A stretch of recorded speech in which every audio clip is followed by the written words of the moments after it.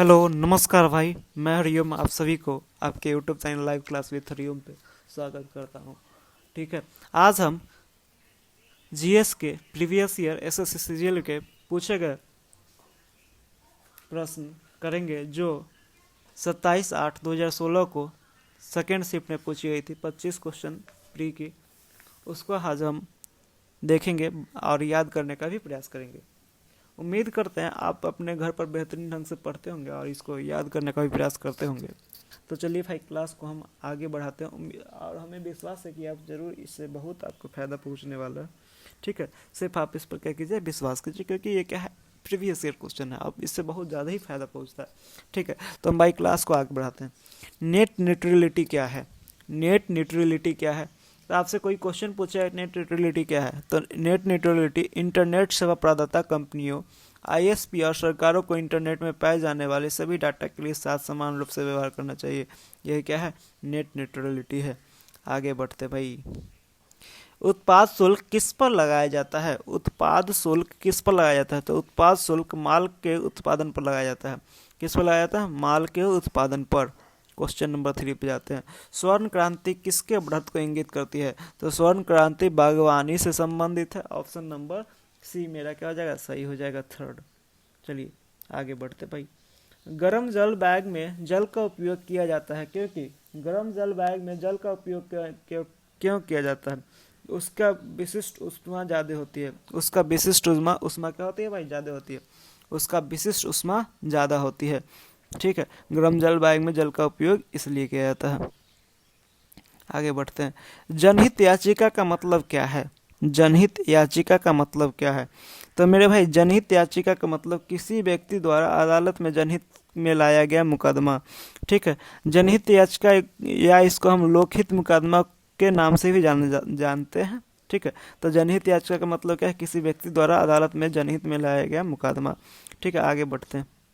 महात्मा गांधी को सबसे पहले राष्ट्रपिता के नाम से किसने संबोधित किया था?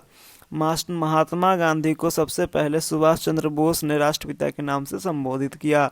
ऑप्शन नंबर डी, यानी कि 4। अब हम क्वेश्चन नंबर 7 पे चलते हैं। क्वेश्चन नंबर 7 क्या कह रहा है? अंग्रेज ब्रिटिश सरकार द्वारा महात्मा गांधी को दी गई कौन सी पदवी असहयोग आंदोलन के समय लौटा दी गई थी? तो मेरे भाई, कैसर हिंद की पदवी महात्मा गांधी ने दक्षिण अफ्रीका में एम्बुलेंस सेवा में अपना योगदान देने के कारण महात्मा गांधी को जो 1915 में कैसर हिंद की उपाधि प्रदान की गई थी, उसे क्या किया गया? महात्मा गांधी ने लौटा दिया। ठीक है, तो आपसे कोई एक क्वेश्चन यहाँ पर बनता है कि लॉर्ड हैडिंग द्वारा प्रदान किया गया कैसर हिंद, तो कब प्रदान किया गया? तो आपका उत्तर क्या हो जाएगा? 1915 में, यानी कैसर हिंद 1915 में प्रदान किया गया। ठीक है, और उन्होंने इस पदवी को क्यों लौटाया और कब लौटाया? उन्होंने इस पदवी को खिलाफत आंदोलन के समर्थन में और जलियांवाला बाग हत्याकांड के विरोध में क्या किया? इस पदवी को लौटा दिया और 1920 में लौटाया। ठीक है, ठीक, आगे बढ़ते हैं भाई। कह रहा है क्वेश्चन नंबर 8, यदि एक तरल पदार्थ का तापमान 32 डिग्री फ़ारेनहाइट है तो सेल्सियस में उसका तापमान कितना होगा? तो भाई इसका जल्दी से उत्तर बताइए। तो मेरे भाई 0 डिग्री सेल्सियस होगा। क्या होगा भाई? 0 डिग्री सेल्सियस। आगे बढ़े, चलिए। शरीर का वह भाग जिस पर शरीर का समस्त भार केंद्रित है वह किस नाम से जाना जाता है? शरीर का वह भाग जिस पर शरीर का समस्त भाग केंद्रित है वह सेंटर ऑफ मास के नाम से जाना जाता है। अब हम अगले क्वेश्चन पे आते हैं। मस्तिष्क के कौन से हिस्से को लघु मस्तिष्क के नाम से जाना जाता है? मस्तिष्क के सेरिब्लेम्स, अनुमस्तिष्क इसे कहते हैं, इसे लघु मस्तिष्क के नाम से भी जाना जाता है। कौन सा जीव अल्कोहल किण्वन करता है? कौन सा जीव अल्कोहल किण्वन करता है? तो मेरे भाई इसका उत्तर क्या हो जाएगा? ईस्ट। क्वेश्चन नंबर हम 12 पे चलते हैं, ईस्ट हो जाएगा इसका उत्तर। ठीक है, 12 नंबर क्वेश्चन करा, निम्नलिखित में से किन नदी समूहों का तिब्बत में जन्म होता है? तो भाई इसका उत्तर बताइए जल्दी से। तो ब्रह्मपुत्र, सिंधु और सतलज सभी कहाँ से निकलते हैं? तिब्बत से निकलते हैं और मानसरोवर झील से। ठीक है, आगे बढ़ते हैं भाई। कपास की खेती के लिए भारत में सबसे उत्तम प्रदेश कौन सा है? तब कपास की खेती के लिए भारत में सबसे उत्तम प्रदेश है दक्कन का पठार। कौन सा भाई? दक्कन का पठार। ठीक है, ऑप्शन नंबर बी। 13-14 पे चलते हैं। कह रहा है किसी आवेशित संवाहक पदार्थ में विद्युत शक्ति कहाँ रहती है? किसी आवेशित संवाहक पदार्थ में विद्युत शक्ति कहाँ रहती है? इसका उत्तर बताइएगा। तो मेरे भाई बाहरी सतह पर रहती है। कहाँ रहती है? बाहरी सतह पर। चलिए क्वेश्चन नंबर 15। समुद्र का रंग नीला दिखता है क्योंकि इसके ऊपर गिरने वाले सूर्य की किरण का क्या होता है? तो मेरे भाई इसका ऑप्शन नंबर क्या हो जाएगा? 4, प्रकीर्णन होता है। क्या होता है? सूरज की किरण का प्रकीर्णन होता है। सूरज की किरण का क्या होता है? प्रकीर्णन होता है। आगे बढ़ते हैं। 1857 की क्रांति का तत्कालिक कारण क्या था? 1857 की क्रांति का तत्कालिक कारण क्या था? तो मेरे भाई 1857 की क्रांति का तत्कालिक कारण नई एनफील्ड राइफल में चर्बी लगाया गया गोलियों का उपयोग करना था। ठीक है, तो मेरा उत्तर क्या हो जाएगा? ऑप्शन नंबर बी यानी कि 2। नई एनफील्ड राइफल में चर्बी लगाई गोलियों का उपयोग के कारण ही 1857 की क्रांति का तत्कालिक कारण था। ठीक है, आगे बढ़ते हैं। Question number 18। भारत में ब्रिटिश साम्राज्य को फैलाने के उद्देश्य से किसने डॉक्ट्रिन ऑफ लैप्स सिद्धांत लागू किया? तो मेरे भाई इसका उत्तर क्या हो जाए? Doctrine of lapse. बहुत बेहतरीन क्वेश्चन और इम्पोर्टेंट क्वेश्चन। क्या हो जाएगा भाई? लॉर्ड डलहौजी। क्या हो जाएगा? Option number 4। लॉर्ड डलहौजी ने ब्रिटिश साम्राज्य को फैलाने के उद्देश्य से डॉक्ट्रिन ऑफ लैप्स का सिद्धांत लागू किया था। Question number 19। शहरी विकास मंत्रालय द्वारा हृदय योजना शुरू करने का उद्देश्य क्या है? तो मेरे भाई शहरी विकास मंत्रालय द्वारा हृदय योजना शुरू करने का उद्देश्य सांस्कृतिक धरोहरों एवं स्थानों का विकास करना है। क्वेश्चन नंबर 16 पे चलते हैं। अब देखिए भाई नंबरिंग थोड़ा सा गड़बड़ा गई थी, इसलिए आपको क्वेश्चन नंबर 16 इस पेज पर मिल रहा है। क्वेश्चन नंबर 16 क्या कह रहा है?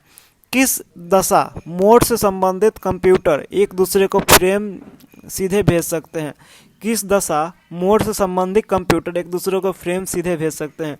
तो मेरे भाई इसका क्या हो जाएगा? Ad hoc mode. कौन सा मोड? Ad hoc mode. क्या हो जाएगा भाई? Ad hoc mode. आगे बढ़ते हैं। ग्लोबल वार्मिंग से निम्न में से क्या परिणाम अपेक्षित है?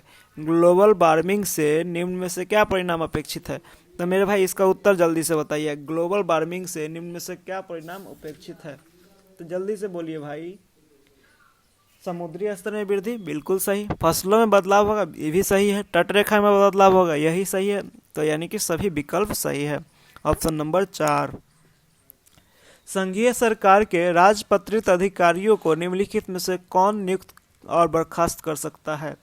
तो मेरे भाई संघीय सरकार के राजपत्रित अधिकारियों को भारत के राष्ट्रपति नियुक्त और बर्खास्त भी कर सकते हैं। क्वेश्चन नंबर 22 पे चलते हैं। क्वेश्चन नंबर 22 क्या कह रहा है? भारतीय अर्थव्यवस्था निम्नलिखित में से कौन से उद्योग में सबसे ज़्यादा निवेश किया गया? भारतीय अर्थव्यवस्था में निम्नलिखित में से कौन सा उद्योग सबसे ज़्यादा निवेश किया गया? तो मेरे भाई इसका उत्तर क्या हो जाएगा? जल्दी से बताइए। लौह एवं इस्पात। क्या हो जाएगा भाई? इस्पात उद्योग। कौन सा उद्योग? इस्पात उद्योग। ठीक है, फिर आगे बढ़ते हैं। अजंता एलोरा की गुफाएं निम्नलिखित में से कौन से शहर के पास स्थित है? अजंता एलोरा की गुफाएं निम्नलिखित में से कौन से शहर के पास अवस्थित है? तो मेरे भाई इसका उत्तर क्या हो जाएगा? जल्दी से बताइए। औरंगाबाद। हम इसको क्या कर दिए थे? एक एग्जाम में गलत करके आ गए हैं। ठीक है, औरंगाबाद में स्थित है। ठीक है, आगे बढ़ते हैं।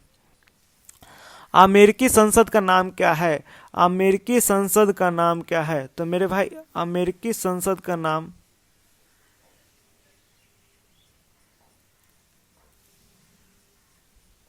यूनाइटेड स्टेट्स कांग्रेस है। ठीक है भाई, क्या है? United states Congress. आगे बढ़ते हैं। चार्ल्स कोरिया एक भारतीय ख्याति प्राप्त क्या है?